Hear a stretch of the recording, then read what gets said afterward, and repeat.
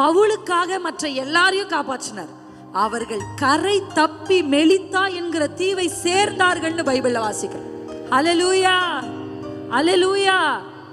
அப்போ உங்க மனதுக்குள் நீங்கள் எழுத வேண்டியது என்ன தெரியுமா? எது சேதமானாலும், எவ்வளவு போராட்டம் வந்தாலும், நீங்க நம்பின ஸ்ட்ராங் ஹோல்ட், இவங்க தான் என் வாழ்க்கையில, இவங்க தான், இதுதான். நிறைய பேர் நான் பார்த்திருக்கேன், ஆண்கள் தேவனுக்கு மேல வேலையை வச்சிருப்பாங்க. நிறைய குடும்ப தலைவர்களுக்கு work is very important. Work தான் அவங்களுக்கு தெய்வமே. சொல்லுவாங்க இயேசு தான் என் தெய்வம்னு, ஆனா அவங்க கிரியைகள் எதை தெரியுமா காண்பிக்கும்? அவங்க வேலை தான் தெய்வம். அப்ப சொல்லி சில ஆண்கள் நான் கேட்டிருக்கிறேன், சில குடும்ப தலைவர் அப்படி சொல்லுவாங்க. என்ன சொல்லுவாங்க? நான் வேலைக்கு போலன்னா உனக்கு யார் சோறு போடுவா? யார் சோறு போடுவா? அது ஆண்களுக்கு ஒரு விதமா. பெண்கள்ல நிறைய பேர் செய்கிற ஒரு பெரிய பிரச்சனை என்னன்னா, குழந்தை பிறந்த உடனே கணவனெல்லாம் மறந்துடுவாங்க.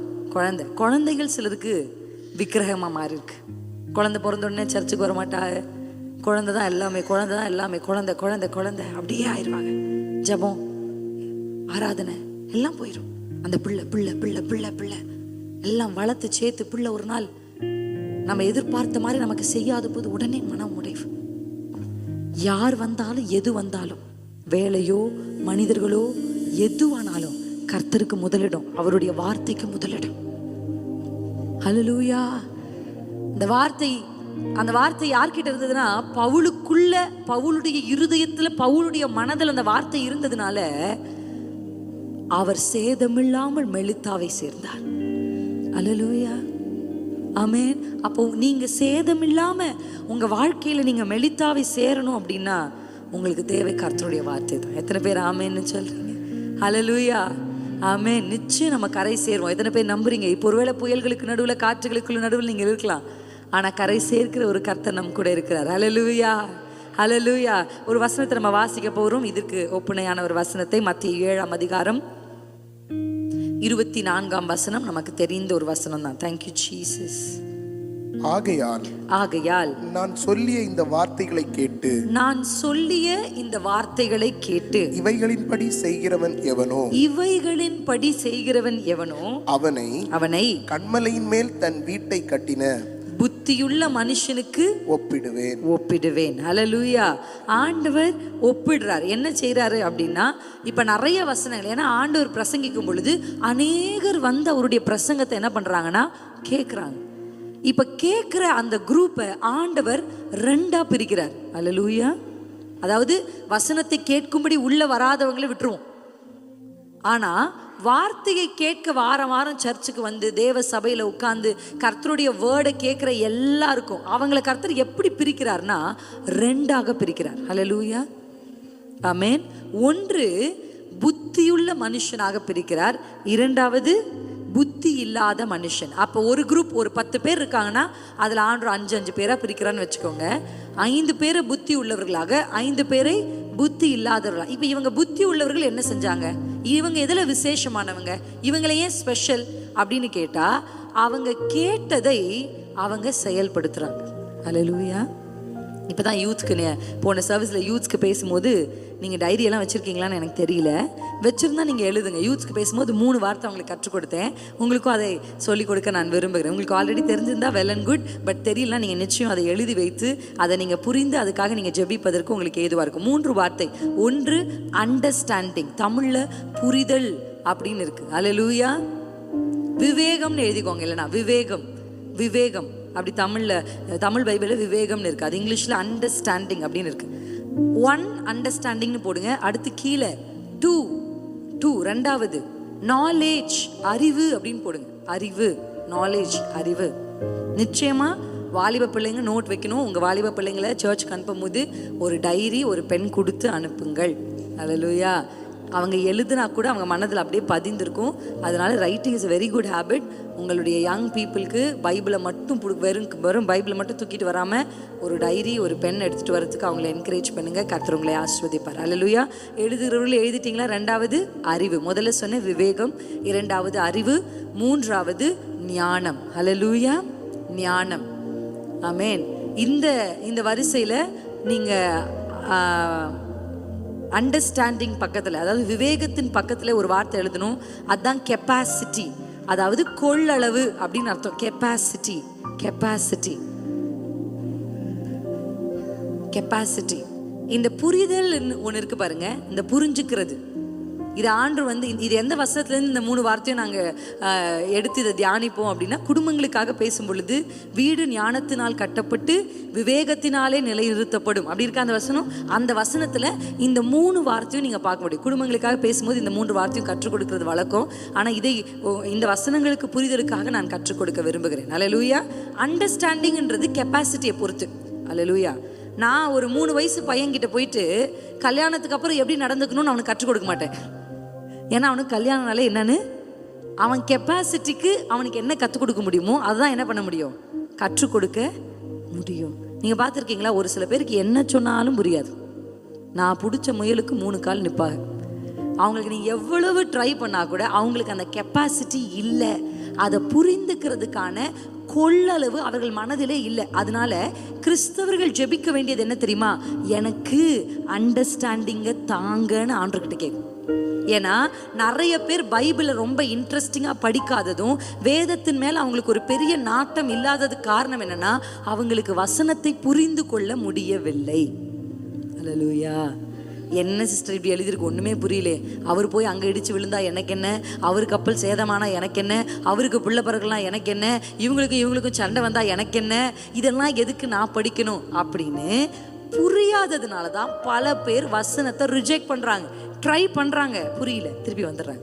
அப்போ வேதத்தை திறக்கும் பொழுது நீங்கள் கர்த்தரிடத்துல கேட்கணும், கிவ் மீ தட் கெப்பாசிட்டி. என் கொள்ளளவை அதிகரிங்க. 50 லிட்டர் இருக்கீங்கன்னா 100 லிட்டர் கேளுங்க அப்பா கிட்ட. 100 லிட்டர் இருக்கிறவங்க 300 லிட்டர் கேளுங்க, 1000 லிட்டர் கேளுங்க. அல்லேலூயா, அல்லேலூயா. எத்தனை பேருக்கு நான் சொல்றது புரியுது?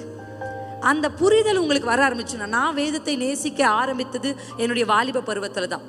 வாசிச்சது சின்ன வயசுலேருந்து, ஆனால் நேசித்து தியானிக்க ஆரம்பிச்சது என் வாலிப பருவத்தில் தான். எனக்கும் சில வார்த்தைகள்லாம் புரியாமல் இருக்கும். நான் எடுத்து திறந்து வச்சு பரிசுத்த ஆவியுடைய உதவியோடு வசனத்தை வாசிக்க அதிலிருந்து ஒவ்வொரு ரெவலேஷனாக அன்ஃபோல்ட் ஆகும் பொழுது ஆசையாக இருக்கும் எனக்கு எடுத்து பைபிளை எப்போ படிக்கணும்ன்ட்டு. வேலைக்கு போயிட்டு வந்த உடனே ரெஃப்ரெஷ் ஆகிட்டு பைபிளை திறந்து வச்சுட்டு உட்காந்துட்டு இருப்பேன். ஆசையாக இருக்கும். அந்த ஆசை எனக்குள்ளே எப்போ வந்ததுன்னா, இந்த வசனங்கள் எனக்கு புரிய ஆரம்பிக்கும் போது. அதனால தான் நீங்கள் கர்த்தரிடத்தில் எதை கேட்கணும்னா, விவேகத்தை கேட்கணும், புரிதலை கேட்கணும். என் கெப்பாசிட்டி இந்த வருஷம் எத்தனை பேர் விரும்புகிறீங்க? அதை 2026 ஒரு வீடு இருக்கு, எனக்கு 2 வீடு வேணும். ஒரு காருக்கு எனக்கு 2 கார் வேணும். இந்த கெப்பாசிட்டி இன்க்ரீஸ் இல்லை, உலக பிரகாரமானது. அது கர்த்தர் தருவார். நான் உங்களுக்கு அடுத்த இந்த வசனத்தில் அதை விளக்க விரும்புகிறேன்.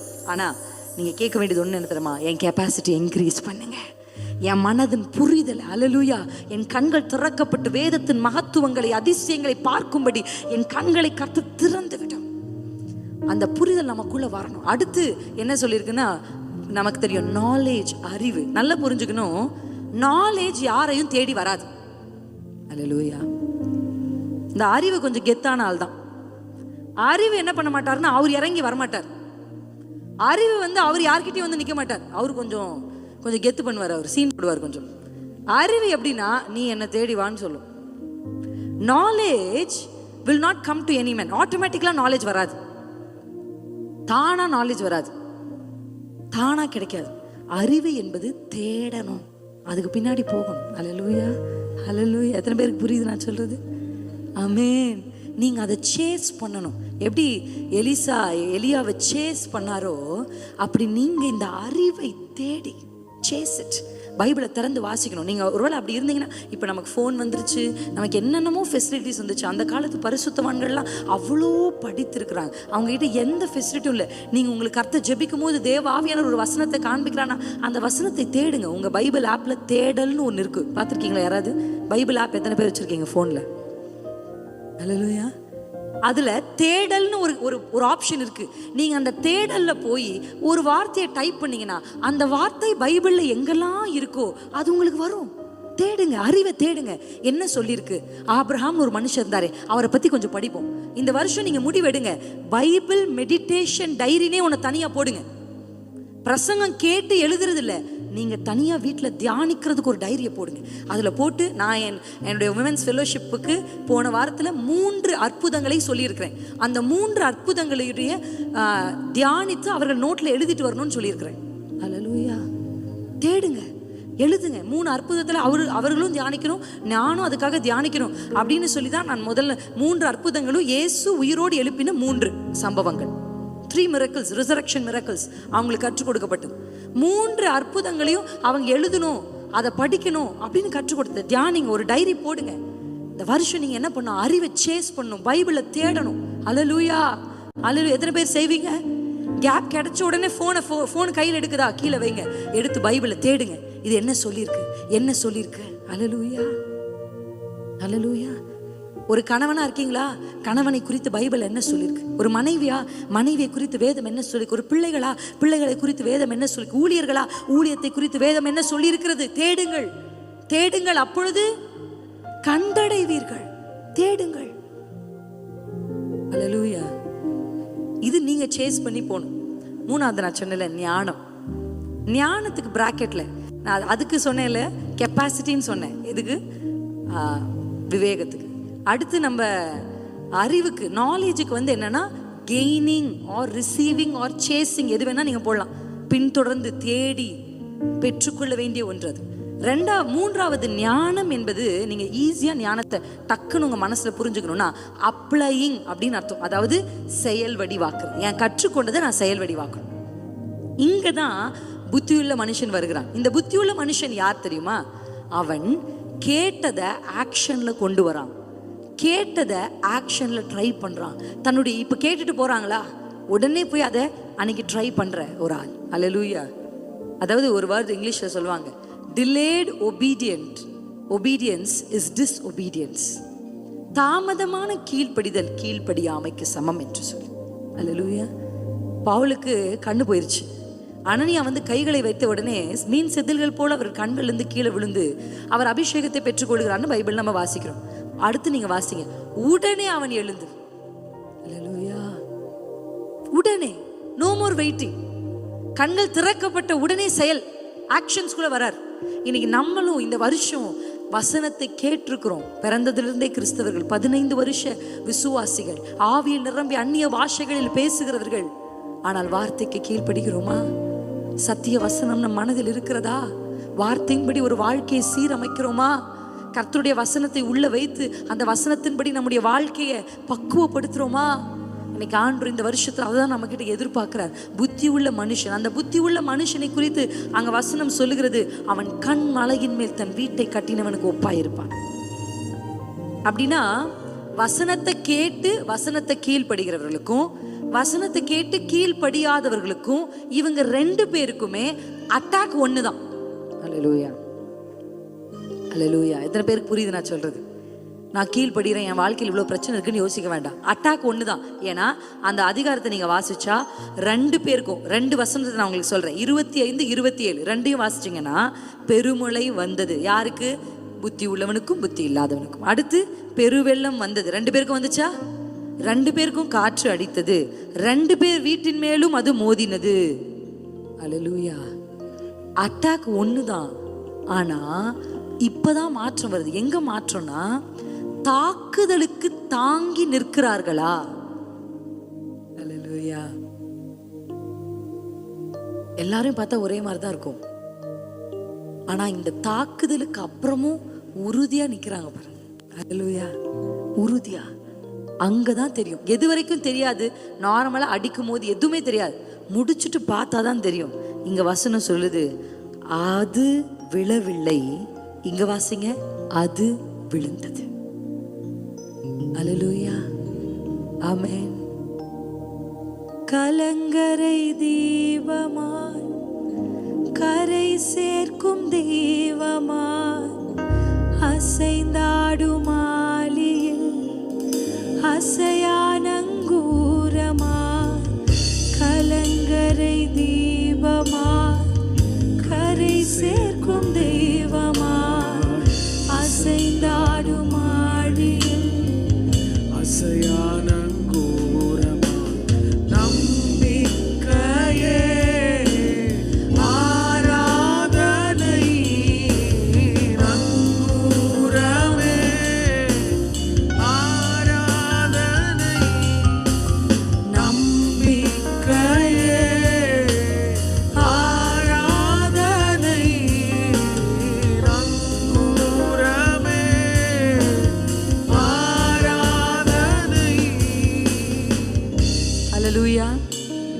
ஆண்டவர் கற்பாறையின் மேல யாரு கட்டினா?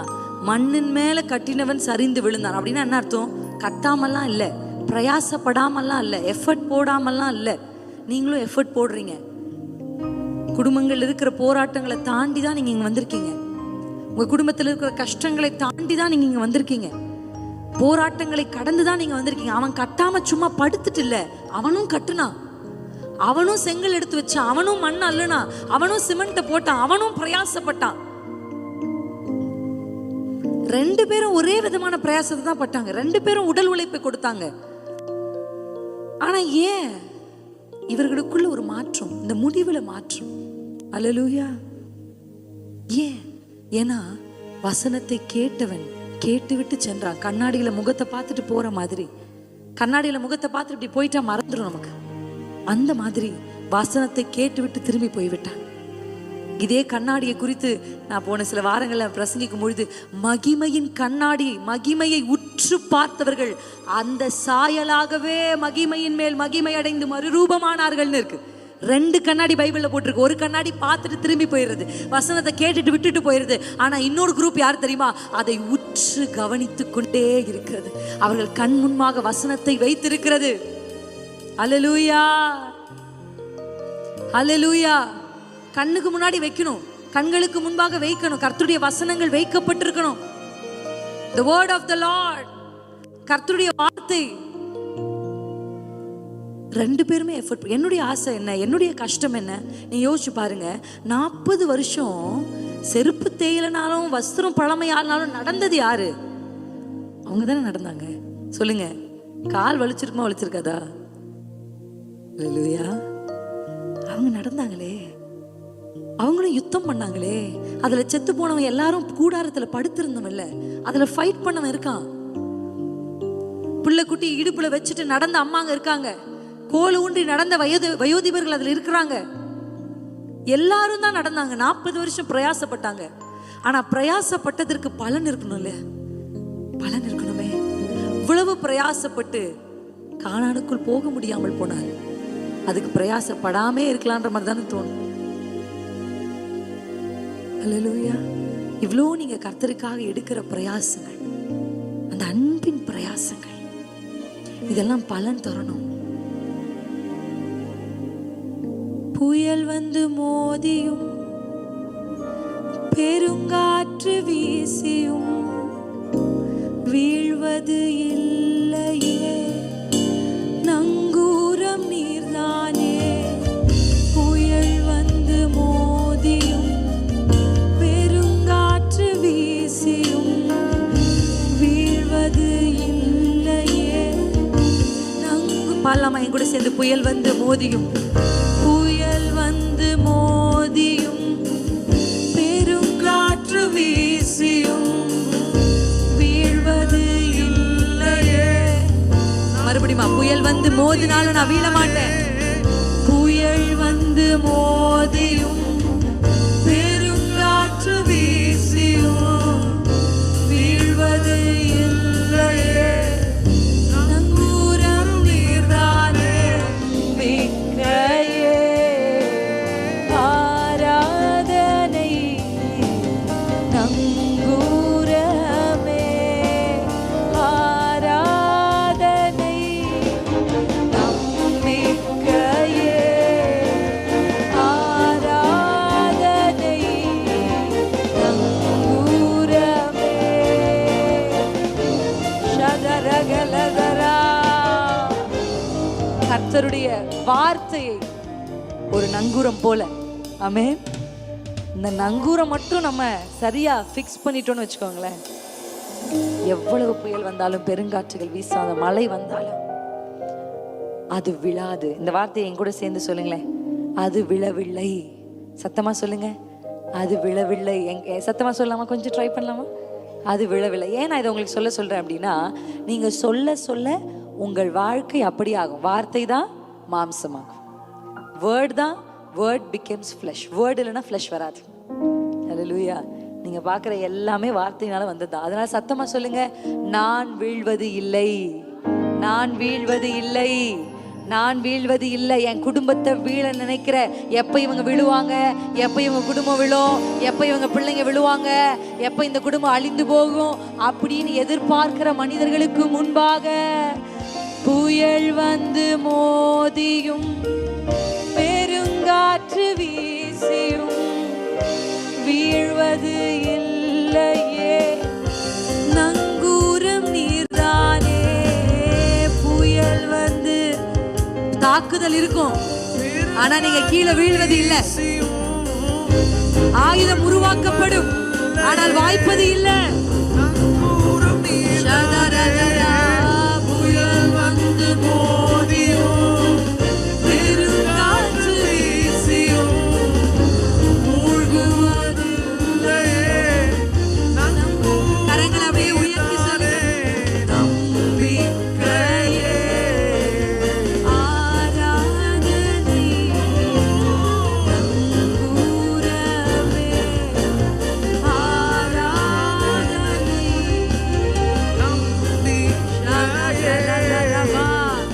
அது விழவில்லை, அது விழவில்லை, அது வீழ்வது இல்லை, அது மூழ்குவது இல்லை. கப்பல் சேதமாகும், ஆனால் உங்கள் ஆத்துமா சேதமாகாது. உயிர் சேதங்கள் இருக்காது. நீங்கள் போய் சேர வேண்டிய இடத்தில் கர்த்தர் உங்களை கொண்டு போய் சேர்ப்பார். கானானுக்குள் உங்கள் கால் பதியும். கர்த்தருடைய வாக்குத்தத்தம் நிறைவேறும். நம்பிக்கையே ஆராதனை நங்கூரமே.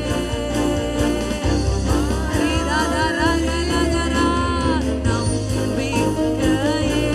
அவருடைய வசனத்தின் மேல் தன் நம்பிக்கையை வைத்து, அவருடைய வார்த்தையின் மேல் தன் நம்பிக்கையை வைத்து, அந்த வார்த்தையை தன் இருதயத்தில் வைத்து, அந்த வார்த்தைகளை தன் மனதில் வைத்து, அவைகளை சிந்தித்துக் கொண்டு, அவைகளை தியானித்துக் கொண்டு, இரவும் பகலும் அவருடைய வேதத்தின் மேல் தியானமாய் இருக்கிற மனுஷன் அவன் பாக்கியவான். அவன் செய்வது எல்லாம் வாய்க்கும், வாய்க்கும். அவன் இலை உதிராதிருக்கிற மரத்தை போல் இருப்பான். அவன் நீர்க்கால்களின் ஓரத்தில் நடப்படுவான்.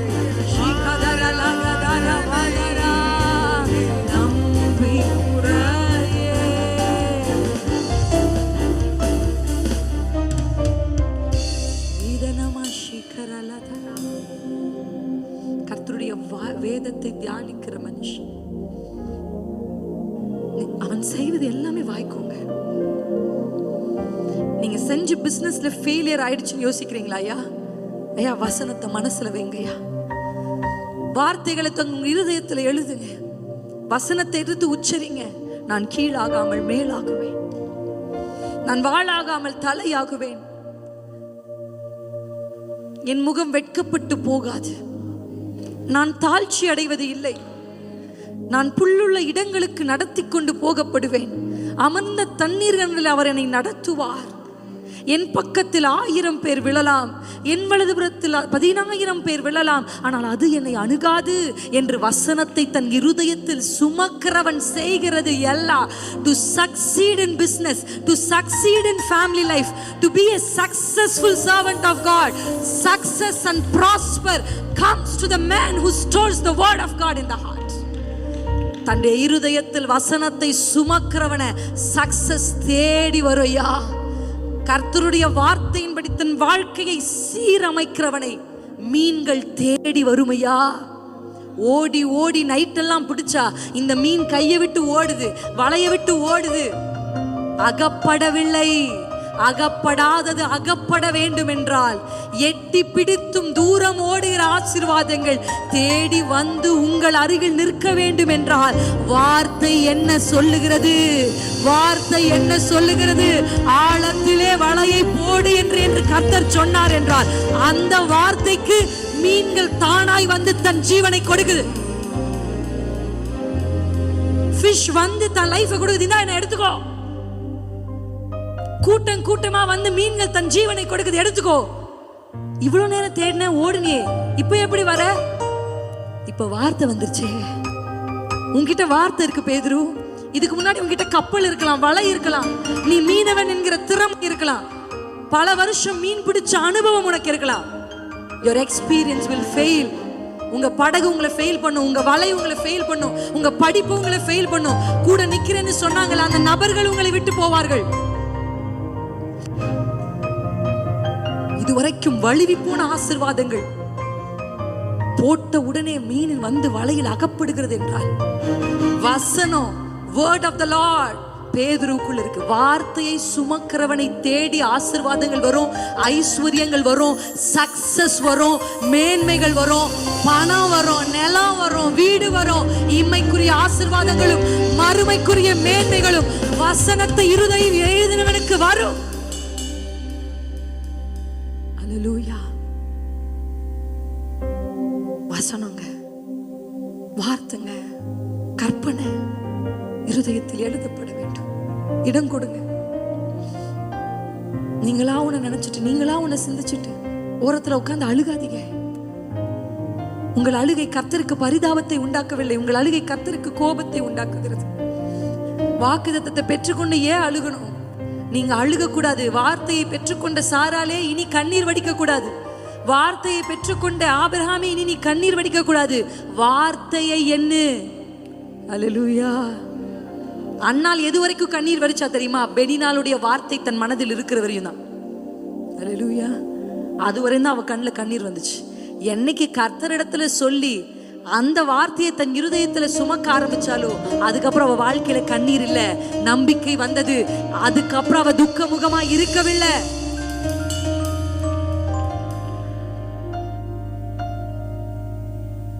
நான் உங்களை சேலஞ்ச் பண்றேன்.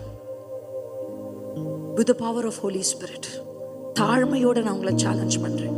இந்த வருஷம் மட்டும் வசனம் உங்களை மேற்கொள்ள, உங்க மனதை மேற்கொள்ள, உங்க இருதயத்தை மேற்கொள்ள, இந்த வசனத்தை தேடி தேடி சேஸ் பண்ணி ஓடி ஓடி இதை கற்றுக்கொண்டு இந்த வார்த்தையை உங்கள் மனதில் வைத்து ஞானம் அப்படின்னு அப்ளை பண்ணீங்கன்னா, ஐ சேலஞ்ச் யூ, கடந்த வருடத்தில் நீங்கள் தோற்ற இடத்திலெல்லாம், கடந்த வருடத்தில் உங்களை விட்டு போனதெல்லாம், கடந்த வருடத்தில் உங்களிடத்திலிருந்து எடுக்கப்பட்டதெல்லாம் தேடி வந்து உங்களை சேரும். கர்த்தர் செய்வார். புயல் வரலாம், காற்றுக்கள் வீசலாம், கர்த்தருடைய வேதம் சொல்லுது. ஆனா அது வீழவில்லை, அது விழல. உங்க குடும்பம் விழாது, உங்க ஊழியம் விழாது, விழாது. உங்க பிள்ளைகள் விழுந்து போக மாட்டாங்க, உங்க தலைமுறை விழாது. அது நிற்கும், நிற்கும். கர்த்தர் அதை நமக்கு செய்ய வல்லமையுள்ள தேவனாக இருக்கிறார். ஹல்லேலூயா, ஹல்லேலூயா. Thank you Jesus.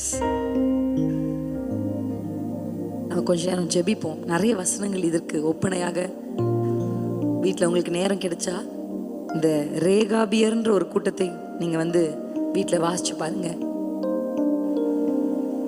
நான் அதெல்லாம் உங்களுக்கு சொல்லணும்னு நினைச்சேன், ஆனால் பரிசுத்த ஆவியானவர் இதோடு கொஞ்சம் ஜெபிக்கலாம் அப்படின்னு நான் நினைக்கிறேன். எத்தனை பேர் ரெடியா இருக்கீங்க? ஆமென், அல்லேலூயா. அவருடைய வசனம் உங்க இருதயத்தில், அவருடைய கற்பனைகள் உங்கள் மனதில் வைக்கப்பட வேண்டும். நீங்க இடம் கொடுத்து ஆண்டவர் அதை செய்வார். கெப்பாசிட்டியை கர்த்தர் இப்போ இன்க்ரீஸ் பண்ண போறார். இது வரைக்கும் நீங்க பைபிள் படிச்சு உங்களுக்கு புரியல, அதனால தான் நீங்க பெரிய இன்ட்ரெஸ்ட் வேதத்தில் காமிக்கல. ஆனா இதுக்கப்புறம் வேதத்தை திறக்கும் பொழுது அதனுடைய மகத்துவங்கள் உங்கள் கண்களுக்கு முன்னாடி வந்து நிற்கும். அதுல இருக்கிற ரேமாவை கர்த்தர் உங்களுக்கு வெளிப்படுத்துவார். அப்ப முதலாவது இன்னைக்கு கர்த்தர் நம்ம கெப்பாசிட்டி இன்க்ரீஸ் பண்ண போறார். எத்தனை பேர் ஆமென்னு சொல்றீங்க? அந்த புரிதலை கர்த்தர் அதிகரிக்க போகிறார். அந்த கொள்ளளவை கர்த்தர் கூட்ட போகிறார். இரண்டாவது, வேதத்தை தேடி ஓடி அதை படிக்கிற ஒரு பசி, அப்பிடைட்டை இன்க்ரீஸ் பண்ண போறார். அப்பிடைட். ஹல்லேலூயா. நம்ம பிள்ளைங்களாம் நம்ம சமைச்சு வச்ச சாப்பாடை சாப்பிடாது. ஏன்னா வெளியில போய் கண்டதை சாப்பிட்டுட்டு வந்துடும். பசி இல்லைன்னு சொல்லும். இன்னைக்கு ஏன் வேதத்தை குறித்த பசி நமக்கு இல்லைன்னா, கண்ட ஜங்க் ஃபுட்டை நம்ம உள்ள போட்டுறோம். தேவையில்லாததை பார்த்துட்டோம்னா இதுல நம்ம சோல் திருப்தி அடையும் பொழுது வேதத்தை குறித்த அப்பிடைட் குறையுது. உங்களுக்கு ஒன்று சொல்லட்டுமா? ஒரு மனுஷனுக்கு பசிக்கலைன்னா அவன் சரீரத்துல ஏதோ ஒரு குறைபாடு இருக்குன்னு அர்த்தம். அல்லேலூயா. ஒரு மனுஷனுக்கு ஒரு கிறிஸ்தவனுக்கு இந்த பசி வரலனா அந்த ஜீவியத்துல ஏதோ குறைபாடு இருக்குன்னு அர்த்தம். எத்தனை பேருக்கு புரியுது? அல்லேலூயா, அல்லேலூயா. நீங்க மருத்துவர்கிட்ட போய் கேட்டீங்கன்னா பசிக்குதா, நல்லா பசிக்குதான்னு கேட்பாங்க. கேட்டிருக்காங்களா? அல்லேலூயா. பசி இல்லை அப்படின்னா சம்திங் இஸ் ராங். ஒண்ணு மனசுல இல்ல சரீரத்துல ஏதோ ஒண்ணு ராங்னு அர்த்தம். அப்படிதான் வேதத்தை குறித்த பசி உங்களுக்கு இல்லாமல் போகுதுன்னா ஏதோ ஒண்ணு தேவையில்லாததோ இல்ல ஏதோ ஒரு பிரச்சனைகள் உங்களுக்குள்ள இருக்குன்னு அர்த்தம். அப்போ ஒவ்வொரு கிறிஸ்தவர்களுக்கும் இந்த நாலேஜ் பசி, அறிவு பசி, வேத பசி, அல்லேலூயா அல்லேலூயா, அது நமக்கு உண்டாக வேண்டும். மூன்றாவது, வாசிக்கிறோம், தியானிச்சு அதை வாழ்க்கையில அபியாசிக்கணும். இந்த வருஷம் கர்த்தர் இட்ட கற்பனைகளின் படி சகரியாவும் எலிசபெத்தும் எப்படி நடந்தார்களோ குடும்பம் குடும்பமாக கர்த்தர் இட்ட கற்பனைகளின்படி நியமங்களின்படி நீங்க நடக்க போறீங்க. எத்தனை பேர் ஆமென்னு சொல்றீங்க? ஹல்லேலூயா. கர்த்தர் எதை நோன்னாரோ அதை நீங்களும் நோ சொல்ல போறீங்க. கர்த்தர் எதுக்கு எஸ்னாரோ அதுக்கு நீங்களும் எஸ் சொல்ல போறீங்க. கர்த்தர் எதுக்கு வெயிட்னாரோ நீங்களும் அதுக்கு வெயிட் சொல்ல போறீங்க. எத்தனை பேர் ஆமென்? இந்த அனுபவம் உங்கள் வாழ்க்கை முறையா மாறிச்சுன்னா நீங்க செய்வது எல்லாம் வாய்க்கும். யோசுவா கிட்ட ஆண்டவர் வந்து சொன்னது என்ன தெரியுமா? யோசுவா ஒரு யுத்த வீரன். ஆனா ஆண்டவர் சொன்னார், உன் வாயை விட்டு என் வார்த்தை பிரியாம இருக்கட்டும். அல்லேலூயா. அதுக்கு இங்கிலீஷ்ல அப்படி இருந்தா என்ன நடக்கும்னு ஆங்கிலத்துல போட்டிருக்குன்னா ப்ராஸ்பர் அப்படின்னு போட்டிருக்கு. அங்கேயும் அதான் ஆண்டவர் சொல்ல வர, நீ என்ன செய்யோ அதெல்லாம் உனக்கு வாய்க்கும்பா. அப்ப வசனத்தை சுமக்கிறவனை தேடி உங்களை தேடி ஆசீர்வாதம் வரும் சார். நீங்க இழந்ததெல்லாம் நீங்க பெற்றுக்கொள்வீங்க. இந்த இதுக்காக ஜெபிப்போமா? எத்தனை பேர் என் கூட சேர்ந்து எழுந்து நிற்கிறீங்க? அல்லேலூயா. ஜீசஸ், உங்க வசனம் தான் பசியாற்றும் உணவு, உங்க பிரசனம் தான் தாகம் தண்ணீர், வசனம் தான் பசியாற்றும் உணவு, உங்க பிரசனம் தான் தாகம் தீர்க்கும். மறுபடியும் பாடலாமா? உங்க வசனம் தான், வசனம் தான் பசியாற்றும் உணவு, பிரசனம் தான் தாகம் தீர்க்கும் தண்ணீர், நீரே என் வெளிச்சமும் மீட்புமாகும், நீரே என் ஜீவனின் பலனாய், நீரே என் வெளிச்சமும் மீட்புமானி, நீரே என் ஜீவனும் பலனாய், நானும் அபிஷேகம் ஒளிவமரம். சொல்லுங்க, ஆலயத்தில் நடப்பட்டவன், ஆலயத்தில் நடப்பட்டவள், உம் சமூகத்தில் வாழ்கின்றவள், அன்பையே ஓ ஜிதனகதரா அபிஷேகம்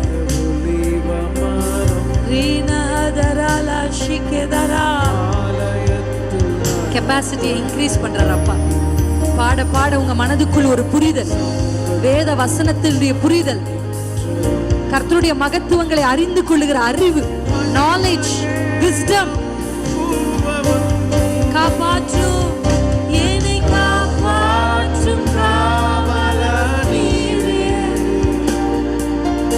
அயராது நீர் பாய்ச்சும் நீரே, ஓரிஷிரலபவதரா பாற்றும் காவலர் நீரூற்றண்டைகளை கனி தருகிற செடியா யோசேப்பு இருந்தது போல, நீர்க்கால்களின் ஓரத்தில் நடப்பட்ட மனிதனைப் போல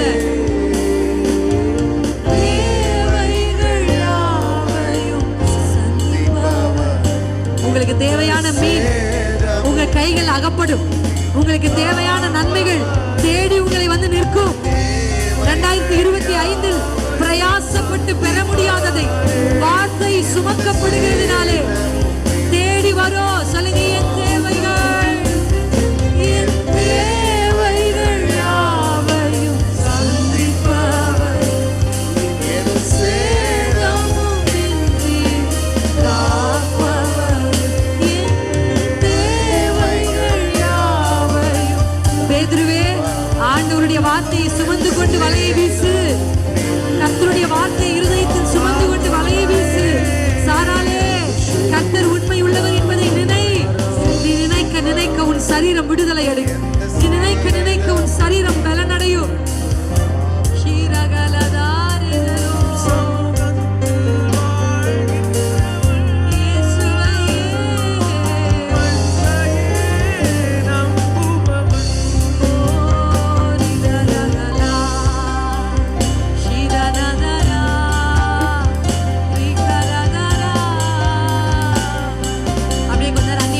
பேசி பரிசுத்த ஆவியானவருடைய உதவியை கேளுங்க. ஞானத்தின் உறைவிடம், அறிவின் சிகரமும் ஆனவர், யோசனையில் பெரியவர் ஆனவர், செயல்களில் வல்லவர் ஆனவர், சொல்லி செய்து முடிக்கிறவர், வார்த்தையை அனுப்பி நிறைவேற்றுகிறவர். ஓ ரிகதரபல ஷிகதரலதரா. கேளுங்க, உங்க விரல்களினாலே என் இருதய பலகையில் எழுதும். ஆவியானவரே, உம்முடைய விரல்களினாலே என் இருதயத்துக்குள் உம்முடைய வார்த்தையை எழுதும். மறக்கிறோம், வசனம் மறந்து போகுது. கர்த்தர் அந்த ஞாபக சக்தியை கொடுப்பார். உங்கள் மனதிலே அவருடைய வார்த்தைகள் வைக்கப்படும்.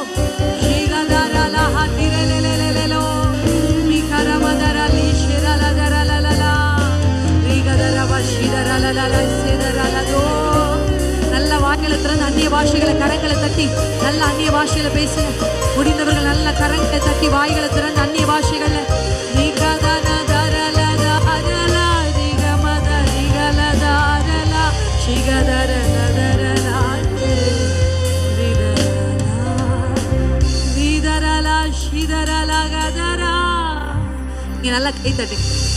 நல்ல கை தட்டி வாய்களை திறங்க. உன் வாயை விரிவாய் திற, நான் அதை நிரப்புவேன் என்று கர்த்தர் சொல்லுகிறார். ஒரு சுருள் உன் வாயை விரிவாய் திறன்னு சொல்லி ஒரு புத்தக சுருளை தீர்க்கதரிசியின் வாய்களில் கொடுத்த உடனே அது அவன் வாய்க்கு கசப்பா இருந்தாலும் அவன் குடல்களுக்கும் அது வயிற்றுக்கும் இன்பமாச்சு. உங்க வாய்களில் கர்த்தருடைய வார்த்தையை வைக்கிறார்.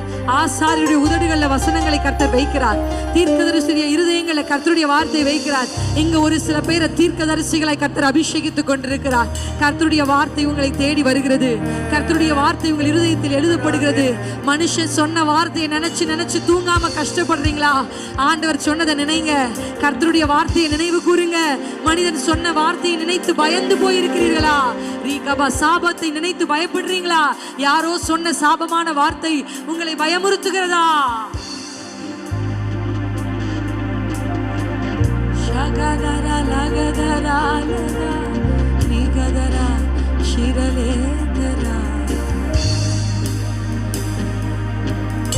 இன்னும் அதிகமா உந்தன் அருகிலே வந்து உந்தன் மார்பிலே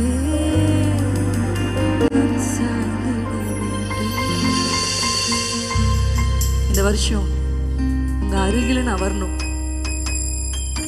இந்த குந்தி நடந்தது, மங்கி எரிந்தது, வலது பக்கம் இடது பக்கம் சாஞ்சது, இந்த அனுபவங்கள்லாம் இந்த வருஷம் முடிவுக்கு வந்து தேவ ஜனமும் தேவ சபையும் தேவனுக்கு அருகில் போய் அவருடைய மார்பில் சாய்ந்து அவர் இருதயம் என்ன சொல்லுதோ அதை கேட்டு, அவருக்கு எது பிடிக்குமோ அதை கேட்டு அதன்படி வாழ ஆண்டு உங்களை அழைக்கிறார். இன்னும் அதிகமாய் உந்தன் அருகிலே வந்து உந்தன் மார்பிலே நான் சாய்ந்திட வேண்டும். நல்ல கரங்களை தட்டி